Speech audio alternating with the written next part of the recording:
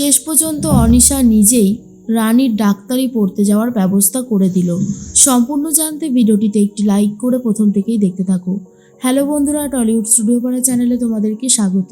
গল্পের শুরুতেই দেখা যায় রানী তো সাবধান করে দিয়েছিল পিঙ্কিকে আর অনিশাকে, কিন্তু তারা দুজনে কেউই সাবধান হয়নি। আর তারপর থেকেই অনিশা আর পিঙ্কি ফেসে গেছে। এরপরই রানী বলে, তোমাদেরকে তো বলেছিলাম, কিন্তু তোমরা কি কোনো কথা শুনেছো? আমার কথা জাস্ট পাত্তাও দাওনি। এরপর বুঝবে কীরকম লাগে। তাহলে আমি এই ভিডিওটা গিয়ে সবাইকে দেখাই, কি বলো? তখনই অনিশা বলে, রানী দাঁড়াও, তুমি ভিডিওটা দেখিও না। এটা দেখার পর দুর্জয় নিশ্চয়ই আমাদের নার্সিংহোম থেকে চলে যাবে, সেটা হলে ভালো হবে না। আর পিঙ্কি বৌদি বলে, আর আমাকে তো বাড়ি থেকে রওনাক বার করেই দেবে, সেটা আমি খুব ভালো মতন জানি। তখন রানী বলে, কিন্তু আমি তোমাদের কথা কেন শুনবো? কিসের জন্য শুনবো? তোমরা তো বার করে আমাকে বিপদে ফেলতে চেয়েছিলে, সেটা তো আমি আর মেনে নিতে পারছি না, কোনোভাবেই পারছি না। এর মধ্যেই পিঙ্কি বৌদি বলে, জানি আমরা অনেক বড় অন্যায় করেছি, যেটা করা হয়তো একদম ঠিক হয়নি, কিন্তু বিশ্বাস করো আমরা এমন কিছু করতে চাইনি। আসলে তোমার শরীরের কথা ভেবেই তো। রানী তখন বলে, থাক, আমার শরীরের বাহানা দিয়ে আর তোমাকে কিছু বলতে হবে না পিঙ্কি বৌদি। অনেক খারাপ খারাপ কথা বলেছো, অনেক খারাপ কাজ করেছো তুমি, আর আমি তোমাকে ছাড়বো না। এবারে আমি গিয়ে সত্যিটা বলে দেবো। অনিশা দি যদি ক্ষমা না চায় তাহলে এমনটাই হবে। এরপর অনিশা ক্ষমা চাইতে চায় না। আর তখনই পিঙ্কি বলে, এই অনিশা, ক্ষমা চাও, দেখো তুমি যদি ক্ষমা না চাও তাহলে কিন্তু হবে না।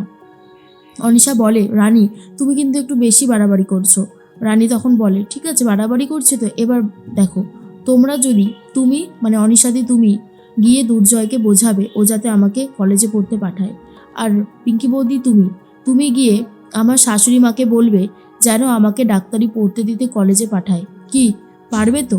আর এই দুটো কাজ যদি করতে না পারো তোমরা, তাহলে কিন্তু আমি অবশ্যই ভিডিওটা গিয়ে সবাইকে দেখিয়ে দেব। আমার মনে হয় সেটা করলে খুব একটা ভালো হবে না তোমাদের জন্য। এবার তোমরাই ঠিক করো কি করবে, যা বলবে সেটাই হবে। যদি ভাবো করবে না তাহলে করো না, আর যদি ভাবো করবে তাহলে করে দেখাও। তখনই পিঙ্কি বৌদি বলে, বেশ বেশ, তুমি যখন চাইছো এটা করব তাহলে আমরা এটাই করব, কিন্তু দয়া করে তুমি এই ভিডিওটা দেখিও না। রানী তখন বলে, ঠিক আছে আমি দেখাবো না। এর মধ্যেই তখন ডক্টর ভূমি চ্যাটার্জি এসে শুক্লাকে বোঝাতে থাকে আর ক্ষমা চাইতে থাকে, আর বলে, জানি ম্যাডাম, আমি মিথ্যে বলে আপনার বাড়ির বউকে নিয়ে গিয়েছিলাম কলেজে পড়তে পাঠাতে, কিন্তু বিশ্বাস করুন আমার মিথ্যে বলার কোনো রকমের কোনো ইচ্ছে ছিল না, বাধ্য হয়েছি। কেন জানেন? কারণ রানী চেয়েছিল বলে। রানী পড়াশোনা করে ভালো একটা ডাক্তার হোক সেটা তো আমি চাই, আর রানীর বাচ্চাটাও যাতে সুস্থভাবে এই পৃথিবীতে আসে আমি সেটাও চাই। তাই দুটোই যাতে ভালোভাবে হয় আমি সেই ব্যবস্থাটাই করেছি। আমি যদি কোনো অন্যায় করে থাকি ক্ষমা করে দেবেন। তখনই শুক্লা বলে, দেখুন এ সমস্ত কথা বলে আর লাভ নেই, রানী তো যাচ্ছে না আর কলেজে, এটাই হচ্ছে সবথেকে বড় কথা। তখনই বিপাশা মনে মনে বলে, উফ, শুক্লাটা যে কি করে, ওকে বুঝিয়ে পারা যায় না যে যেটা করছে ও সেটা ভালো না। ডাক্তার ভূমি চ্যাটার্জি চলে যায়। এর মধ্যেই চলে এসেছে রানী। আর রানী তখন ভূমি চ্যাটার্জিকে বলে, রানী আমি কথা বলে গেলাম, আর দেখো ক্ষমা চাইতে কোনো লজ্জা লাগে না, অন্যায় যদি করি তাহলে ক্ষমা চাইতেই পারি, আর তোমার জন্য তো অবশ্যই। যাও তুমি ঘরে যাও, আমি আসছি, বলেই চলে যায়। এইদিকে পিঙ্কি বৌদি মনে মনে ভাবতে থাকে, এখন থেকে আবার মেজো মাকে বোঝাতে হবে রানীকে যাতে কলেজে পড়তে পাঠায়। উফ, কি ঝামেলার মধ্যেই না পড়া গেল। এর মধ্যেই দেখা যায় রানী বলে, মা আপনি রাগ করবেন না, আসলে জীবনে তো অনেক বাধা বিপত্তি আসে, সেটাই আমি এখন মেনে নিয়েছি আমার জীবনের সাথে। দয়া করে আপনি আর রাগ করে থাকবেন না, তাহলে খুব ভুল হবে। এর মধ্যেই তখনই শুক্লা বলে, দেখো অবস্থা, নিজেও ভুল করবে আর বড় বড় কথা বলবে, যত সবার ভালো লাগে না এই সমস্ত ঝামেলা। এর মধ্যেই দুর্জয় তো নার্সিংহোমে চলে গেছে। আর অনিশা তখন বলে, জয়, আমার না কালকে থেকেই একটা মনের ভেতরে গিল্টি ফিল হচ্ছে। কাল রানীর সাথে আমরা যেটা করেছি সেটা একদমই ঠিক করিনি, অনেক বেশি ভুল করে ফেলেছি, খুব বড় অন্যায় হয়ে গেছে রে। তখনই দুর্জয় বলে, তুই আবার হঠাৎ করে এসব ব্যাপারে নাক গলাচ্ছিস কেন? অনিশা তখন বলে, দেখ নাক তো গলাতেই হয়, যেটা হয়েছে সেটা তো ভালো হয়নি, এটা খুবই খারাপ হয়েছে। দুর্জয় তখন বলে, খারাপ হোক ভালো হোক তোকে এই সমস্ত কিছু দেখতে হবে না, আমার পরিবারের ব্যাপারে আমি চাই না বাইরের কেউ নাক গলাক। তখনই অনিশা বলে, আচ্ছা ঠিক আছে, আমি না হয় নাক গলাচ্ছি না, কিন্তু যা হচ্ছে সেটা তো খুব একটা ভালো হচ্ছে না বল। রানীকে এইভাবে পড়াশোনায় আটকে দিলে সেটা খুব একটা ভালো হবে না।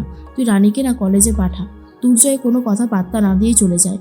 এর মধ্যে হঠাৎ করে রানী ফোনে ভিডিওটা খুঁজতে থাকে, কিন্তু কোনোভাবেই ভিডিওটা পায় না। আর বুঝতে পারে কাল রাতে কোনোভাবে ওটা ডিলিট হয়ে গেছে। কেউ হয়তো করেনি, নিজেই হয়তো ভুল করে ফেলেছে। এর মধ্যেই পিঙ্কি বৌদি চলে এসেছে আর বলে, রানী, বাইরে তো এই কথাগুলো বলতে পারবো না, তাই তোমার কাছে এই কথাগুলো এখনই বলতে এলাম। যদি তুমি পারমিশন দাও তাহলে বলতাম। রানী তখন বলে, হ্যাঁ হ্যাঁ বলুন না, কি বলবেন, আমিও তো শুনতে চাই, কি বলবেন। আর তখনই পিঙ্কি বৌদি বলে, আসলে বলতে চাইছিলাম যে যেটা হচ্ছে সেটা তো আর ঠিক হচ্ছে না, আমি ভুল করেছি, তো আমি তো এবারে নিজের ভুলটা শুধরে নেব। তুমি ওই ভিডিওটা ডিলিট করে দেবে তো রানী? রানী তখন বলে, কেন দেব না, অবশ্যই দেব। আপনি যদি আমার কথা মতো কাজ করেন তাহলে আমি অবশ্যই ভিডিওটা ডিলিট করে দেব। আমার কোনো কষ্ট হবে না, বিশ্বাস করুন পিঙ্কি বৌদি। আর তখনই পিঙ্কি বলে, ঠিক আছে আমি তাহলে আসি, বলেই বেরিয়ে যায়। কিন্তু রানী তো বুঝতে পারে ভিডিওটা অলরেডি আগে থেকেই ডিলিট হয়ে গেছে। এদিকে কুমুর সাথে ঝামেলা লেগে গেছে বিপাশার।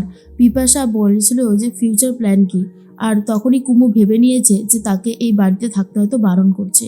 তখনই জেঠুমণি বলে, আচ্ছা এই সমস্ত নিয়ে ঝামেলা হচ্ছে কেন আবার, আমি তো সেটাই বুঝতে পারছি না। বিপাশা, কি হচ্ছেটা কি? বিপাশা তখন বলে, আরে আমি আমি কি এমন ব্যবহার করেছি যার জন্য কুমু এরকমভাবে কাঁদছে? এটা বাড়াবাড়ি ছাড়া আর কিচ্ছু না। আর কুমু তখন বলে, হ্যাঁ আমি তো সবসময় বাড়াবাড়ি করি, আমি কি আর কম করতে পারি? তখনই দুর্জয়ও বসে আছে। এরপরেই তখন অনেক বলে, আমি জানি আমি অনেক দিন ধরে এই বাড়িতে রয়েছি, সেই মানে রিতমের বিয়ের পর থেকেই, কিন্তু কি করব আমি তো বুঝতে পারছি না, আমি একটা ডিসিশন নেব খুব শীঘ্রই। বিপাশা তখন বলে, আরে অনেক, তুমি আমাকে অন্তত ভুল বুঝো না, আমি জিজ্ঞেস করেছিলাম শুধু গুমুকে যে ফিউচার প্ল্যান কি আছে। আর তখনই শুক্লা বলে, আরে থাকুক না কটা দিন, অসুবিধার তো কিছু নেই, তাই না? এর মধ্যেই দেখা যায় যে অনিশা চলে এসেছে। পিঙ্কি বৌদি বলে, ওই তো অনিশা চলে এসেছে। এরপর পিঙ্কি বৌদি বলে, অনিশা শুরু করো তাহলে, আর তো থেমে লাভ নেই। তখন অনিশা বলে, আমি একটা কাজের জন্য এখানে এসেছি, আমি চাই না যে দুর্জয় রানীর পড়তে যাওয়াটা আটকে দিক। আমি চাই যে রানী কলেজে যাক পড়তে, কারণ রানীর কলেজে যাওয়াটা দরকার। রানী, তুমি অবশ্যই কলেজে যেতে পারো, আমাদের কোনো আপত্তি নেই। আর দুর্জয় যদি আপত্তি জানায় তাহলে দুর্জয়েরই ক্ষতি হবে। দেখ দুর্জয়, তুই এরকম করিস না, কেন বলতো বারণ করছি? এতে আমাদের নার্সিংহোমের রেপুটেশন নষ্ট হয়েছে। সবাই ভাবছে দুর্জয় সেনগুপ্ত একজন নিজে ডাক্তার হওয়া সত্ত্বেও তার স্ত্রীকে কেন এইভাবে পড়তে দিচ্ছে না। এর জন্য আমাদের অনেক বড় ক্ষতি হচ্ছে, আর সেটা হতে পারে না, কোনোভাবেই না। আর তার মধ্যেই পিঙ্কি বৌদি বলে, যা হচ্ছে সেটা সেটা ভালো হচ্ছে না জয়, আমি বলছিলাম যে রানীকে তুমি পড়তে পাঠাও, বুঝলে তো? আর এই সমস্ত এদের কথা শুনে তো সবাই চমকে যায়, বিশেষ করে দুর্জয় আর শুক্লা, যে এটা কি করে সম্ভব, এরা তো একদিন চাইছিলই না আর এরাও এখন চাইছে। আর রানী বুঝতে পারে কাঁটা দিয়ে কাঁটা তোলা হয়েছে। শেষে অনিশা আর পিঙ্কি বৌদি তার কলেজে যাওয়ার ব্যবস্থাটা করে দিয়েছে।